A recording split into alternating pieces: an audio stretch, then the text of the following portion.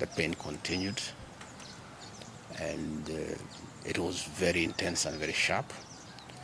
And I did call my doctor, Dr. Gachagua, of this hospital, who has been my doctor for the last 20 years. And I described him in brief how I was feeling.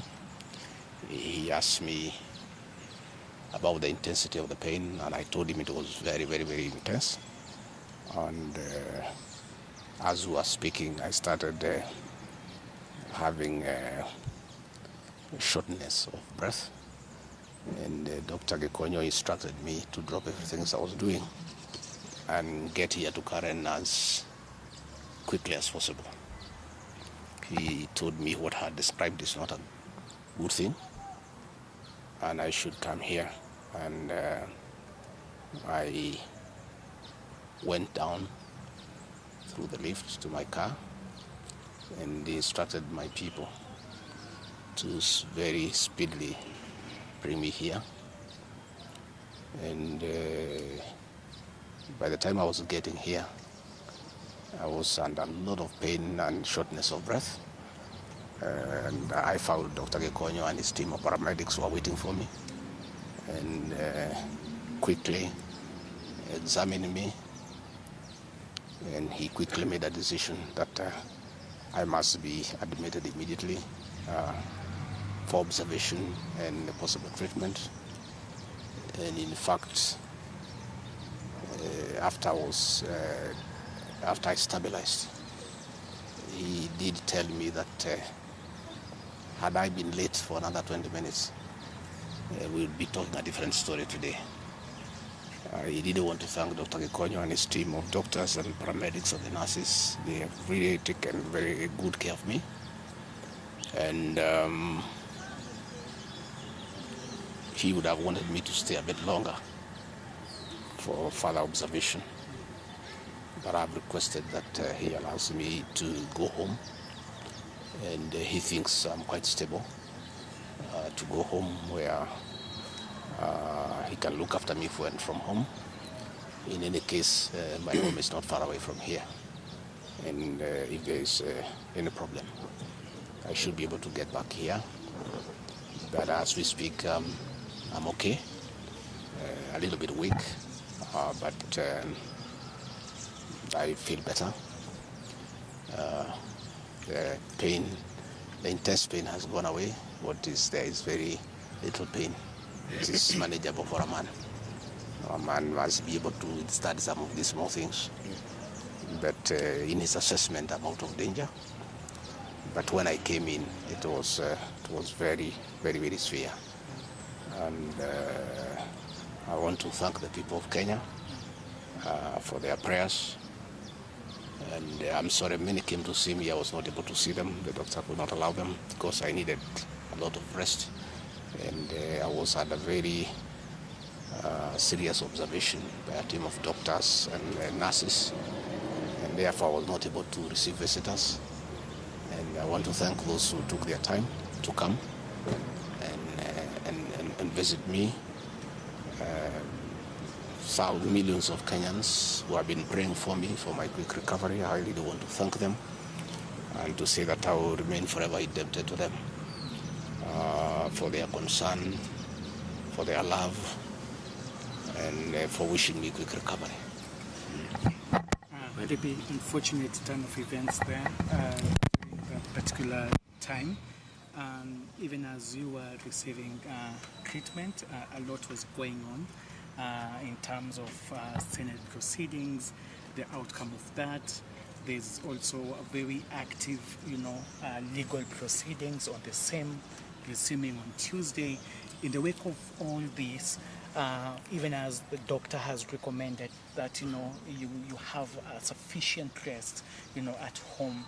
But maybe just tell us, will we be seeing you active? Will you respond to all these issues that are going? We're talking about a parliamentary outcome. We're also talking about a legal process which is so intense that has even involved a 3-judge bench. What will be your reaction towards all this? I think for now, my life comes first, my health comes first. It's unfortunate that when I was here in hospital, my brother and friend, President William Ruto, ordered for the withdrawal of my security from the hospital here. I've been here alone without a single officer looking after me. He ordered the withdrawal of security guards in my rural home in Nyeri, in my private home here in Karen, and all officers who were close to me were disarmed and given a warning that they should not be anywhere near me. I didn't know President William Ruto can be that vicious. I'm shocked by how vicious a man I helped to be president, a man that I believed in, a man that I was persecuted when supporting him, could be so vicious against me when I'm literally fighting for my life in hospital. How cruel can a man be? You know, as we speak today, the Deputy President of the Republic of Kenya, Gachagua, has no single security officer around him. He's alone. And I am aware that a judge seated in Kirogoya, another one seated in Midimani, gave conservatory orders staying the proceedings of the Senate, which effectively means I'm Deputy President. But the President, in total violation of the court orders, viciously withdrew security around me. Again, to cripple the functions of my office. He ordered through the head of public service, Felix Koskei, that all officers in my office be sent on compulsory leave. Last night, all vehicles assigned to officers who work under me were impounded to cripple the office of the Deputy President. I don't understand this level of viciousness to a man who have been your deputy, who helped you to become president, irrespective of whatever he has done. At his lowest moment in life, when he's literally struggling to stay alive, you unleash such viciousness against him. I bear no grudge against anybody, but I had not seen that in President William Ruto. The man I'm seeing is not the one that I thought that I knew. I know there was concerted effort that I should not go to Kwale for the celebration. Wilson Airport were told that I should not go through Wilson Airport. All owners of helicopters were told that I should not be allowed to use any of them to go to Kwale. I don't understand. But as I say, I want the people of Kenya to know that as I go home today, I have no security. And it's good that they know. And if anything happens to me or my family, President William Ruto must be held to account. We've made many mistakes in life.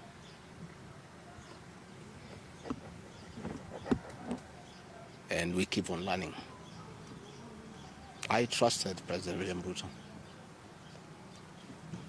The people of the region where I come from, the Mount Kenya region, trusted him.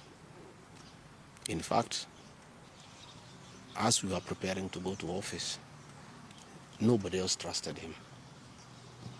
Musalia Mudavadi demanded that they must sign an MOU with him, which they did. Moses Wetangula demanded that they must sign an MOU with him, which they did. Amazon Kingi demanded the same. Alfred Mutua, everybody else. I'm the only man who trusted him. Verbally, because we are Christians, we used to go to church together. And as a Christian, I believed a fellow Christian, but he would never betray me or my people. For the last 1 year, it's been very difficult for me, but I'm a very persevering man, very enduring. And what happened on Thursday is a culmination of continuous persecution and stress for a year. And when I look at it, probably it is history repeating itself. That President William Ruto wanted to take me the route President Daniel Arap Moi took Kenneth Matiba. He pushed Matiba up to getting a stroke and eventually dying.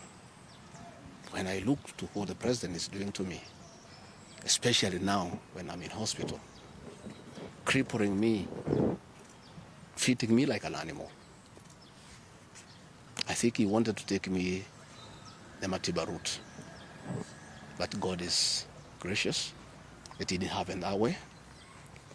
I hear many of his people are calling here asking whether I'm dead, whether I'll survive, whether I'll recover. They were celebrating. It's the most unfortunate thing that has ever happened in this country. That you can be so vicious to a man who helped you to be president. And the crime of this man, telling you the truth, don't evict people without compensation, Mr. President. Mr. President, don't overtax people. You are killing them, you are killing their businesses. Don't force a housing program on people. If people do not want these houses, don't force them. My only problem with the president is just being truthful, because nobody else can tell him. The framers of the 2010 Constitution wanted a deputy president who is elected as a buffer who can stand for the people. The charity we are being treated for, too, is get rid of an elected deputy president and appoint a control freak. A fellow you appoint who cannot ask a question, who cannot say anything.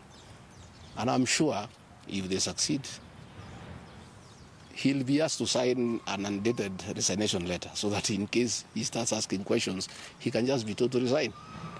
But the framers of the 2010 Constitution were very clear in their mind why they wanted a deputy president who is elected. I'm the only man in the cabinet and in the whole government who can stand up to President William Ruto and tell him, hey brother, this is not right. This Adani thing is not good for the country. There's too much corruption, Mr. President. This housing thing is being forced down on the people of Kenya. And they don't like it. Please don't force it down on them. You know, situations where medical equipment that was being supplied by Kenyans to the Ministry of Health now has been given to one single Asian. I said, Mr. President, this is not right. We are killing our business people. So, as we speak, I say that my lawyers are in court. We have faith in our judiciary. And I requested that, according to the rules of natural justice, I be accorded an opportunity to be heard in the Senate. You remember I presented myself to the National Assembly and defended myself. In the Senate, I was there day one, and even when the Speaker asked me to sit down to listen to the charges, I decided to stand up to face my accusers. I was there the following day. I was ready for cross-examination. The 11 counts is nothing but malice and fiction. It was a political game by the president to get rid of me. And looking at it, I don't think the president had any intention of ever working with me. I think he just needed me to help him win the election because of my mobilization capacity and the faith the Mount Kenya region has in me. So I should have been given an opportunity.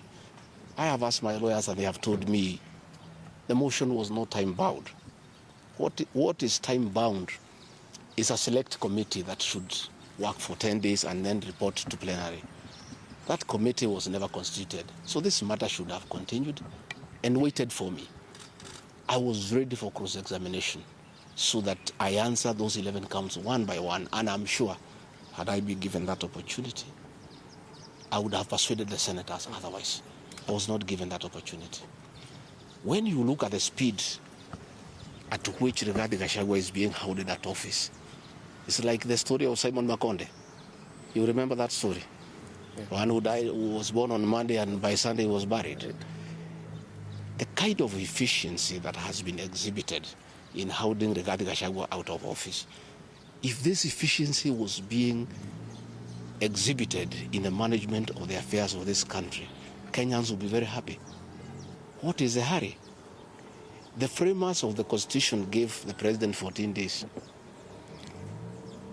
to look for somebody to replace the deputy president. It gave Parliament another 60 days. That's a total of 74 days. Why is a job that was prescribed by the framers of the Constitution to be done within 74 days is being done in half a day? You must ask yourself that question. I think it's being hurried to circumvent justice to avoid the courts of law from interrogating this matter and making a decision. The courts told us they don't want to interfere with the process, to let the parliamentary process get finished and then go to them. We have gone to them now. It's over. The courts will interrogate the process and make a determination. But I ask, let the president obey court orders. Through a court order, Rigathi Gachagua is deputy president. Why doesn't he have cars? Why doesn't he have security? Why has his office been made dysfunctional? I think it's very important. But finally, I want to tell the people of Kenya that I don't feel safe.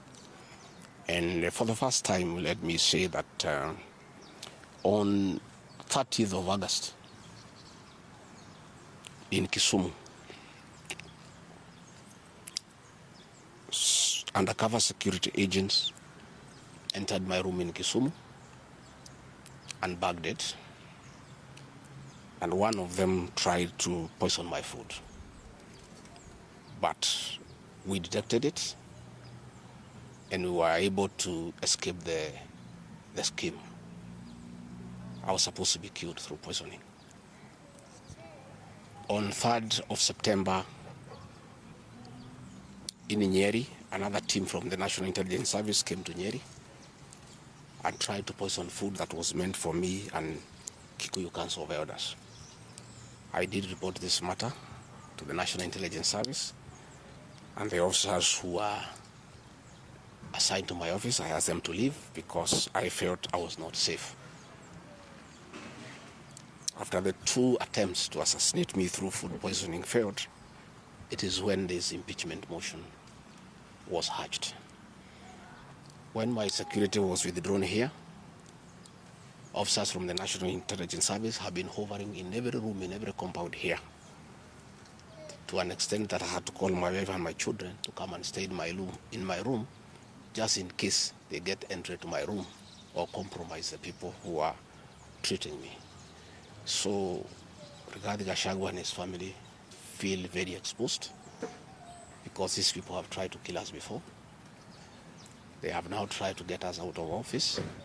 So I asked President William Ruto, my brother, I helped you to be president. Leave me alone. Leave my children alone. Do whatever you want, but let me live. Let me look after my children. You can do whatever you want with the country, but allow me to live. Because I was there for you when you needed somebody to be there for you. When you were in trouble and you needed a man who could stand with you, I stood with you, with my family. You have paid us in kind by being so cruel and vicious against us. We are simple people. We are a very small family. Let us be. Do whatever you want, but please, Mr. President, I beg you, don't kill us. Don't kill my children. You have caused me enough pain for the last 1 year. Please, leave me alone. Let me be. God will take care of me. I don't have to have security. I don't have to have drivers. I don't have to have cars. Please allow me to have my peace, if nothing else. And remember, I was there for you when you needed a man to be there for you. Let the courts of law uphold and protect our Constitution. I ask the Chief Justice, Martha Koome, to live true to the fidelity of our Constitution, to make sure that this is a country of the rule of law, to allow the court process to take place and ensure that this process is not nugatory.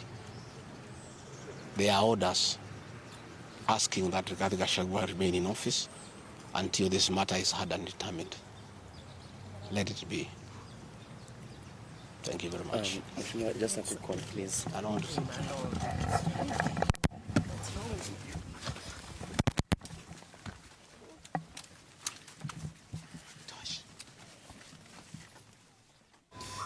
That is the impeached Deputy President, Geoffrey Rigathi Gachagua, who has for 22 minutes spilled the beans, lifted the lead on what has been happening in the last 2 years. And he has, of course, assigned blame to his boss. That was the impeached Deputy President, Geoffrey Rigathi Gachagua, accompanied by his family, as well as led by his spouse, Pastor Dorcas Rigathi, his son Keith Rigathi, and as well as leaders such as Makueni Senator Dan Manzo.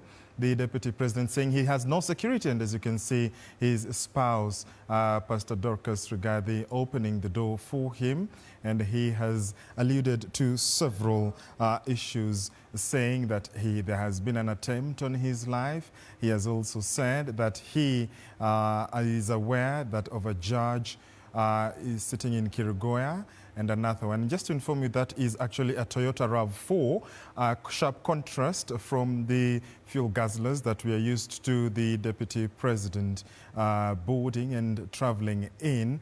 KDC 009G, a Toyota RAV4 without the security, as indeed, as he has alluded in his address to the nation earlier on. You're trying to get, still pictures for you. That is the Deputy President, Geoffrey Rigathi Gachagua, leaving Karen Hospital after speaking to the nation and alluding to spilling the beans and lifting the lead on several issues, even those that led to the rift between him and his boss. Those who have been left, including Kirinyaga County Woman Representative Njeri Maina and a host of other leaders. We also did see that the former Vice President, Kalonzo Musyoka, went visiting the DP, the embattled DP. He says, as per his information and as per what he is aware about, is that he is still the Deputy President. Others include Kiambu Senator Karongo Wafangwa and other leaders who are flanking the DP in that his address to the nation a few moments ago, even after, on this day that Kenya marks the 61st Mashujaa Day celebrations. We will continue to follow that information for you, but indeed the Deputy President has been discharged from the Karen Hospital after he had been taken ill on Thursday, where he did not appear at the Senate to be able to defend himself. And for cross-examination, he says that his impeachment was hurried. He has also appealed to the president to protect and not to touch his family, among other issues that he has spoken about, saying that him and his family do not feel safe. That is a story we will continue to follow for you right here on TV47, the home of untold stories. My name is George Maringa. I will end it there for now, but just to let you know is that we'll follow for you that important unfolding of events by the impeached Deputy President Geoffrey Rigathi Gachagua, who has been discharged from the Karen Hospital. He had been taken ill for what was described as severe chest pains, and he has described how he ended up in hospital, and that is an occurrence that we will continue to follow for you right here on TV47. My name is George Maringa, wishing you a wonderful Sunday afternoon and a happy Mashujaa Day to you and your family. Thank you so much for watching. Normal programming continues in a short while. Do stay with TV47. I'll see you tomorrow.